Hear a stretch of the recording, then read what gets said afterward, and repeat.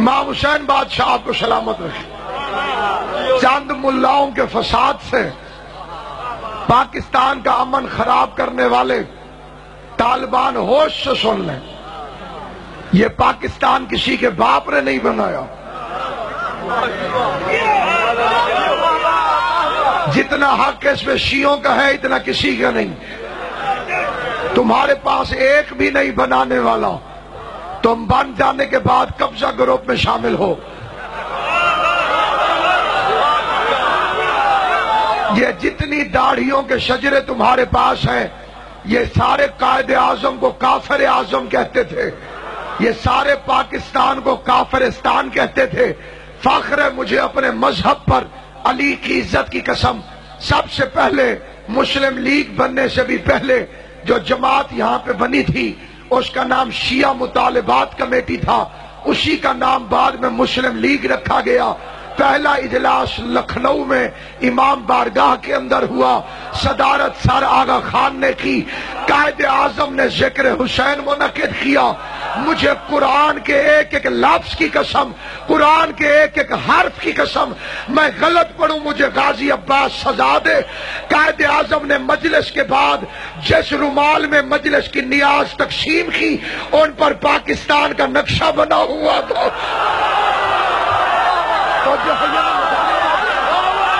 ان رومالوں کے اوپر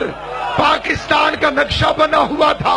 آج بھی جس پاکستان میں بہادری کی علامت نشان حیدر ہو، نہیں میں چہرے سے دیکھوں گا بہادر کون ہے، شکلوں سے پتہ چلے گا بہادر کون ہے اور بزدل کون ہے۔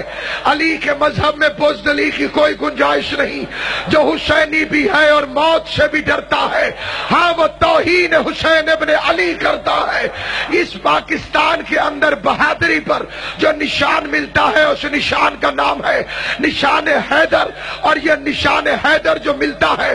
اس کے اندر جو علم ملتا ہے، جو پاکستانی فوج کا علم ہے، جو پاکستانی فوج کا پرچم ہے، جو پاکستانی فوج کا نشان ہے، اس نشان کے لیے کروڑوں سلام قائد اعظم محمد علی جناح کی پاک و پاکیزہ روح کو، سلام اس مرد کلندر کو، سنے صوفی محمد بھی اور طالبان بھی کس پاکستان میں شیعوں کے وجود کو برداشت کرنے سے انکار کرتے ہو، تمہارا باپ بھی تسلیم کرے گا، کیونکہ یہ وہ پاکستان ہے جس میں قائد اعظم محمد علی جناح نے اپنے انتقال سے پہلے، مرنے سے 2 مہینے پہلے جنرل ہیڈ کوارٹر کا دورہ کر کے جی ایچ کیو کے اندر اپنے قلم سے لکھا کہ جب بھی پاکستان کا سربراہ فوج کا علم کو اٹھا کر پاکستانی فوج کے سپاہی کو دینے لگے گا تو وہ چاہے سنی ہو، چاہے شیعہ ہو، چاہے دیوبندی ہو، چاہے ضیاء الحق ہو، چاہے پرویز مشرف ہو، چاہے اسلم بیگ ہو، چاہے اس وقت کا پاکستان کا chief of the army staff ہو، قائد اعظم کے لکھے ہوئے قانون کے مطابق پابند ہے کہ جب علم فوجی کو دے تو اپنی زبان سے یہ فکرے کہے کہ میں یہ علم تیرے حوالے کر رہا ہوں، اور سنت پیغمبر کے مطابق جس طرح نبی نے خیبر میں حیدر کو دیا۔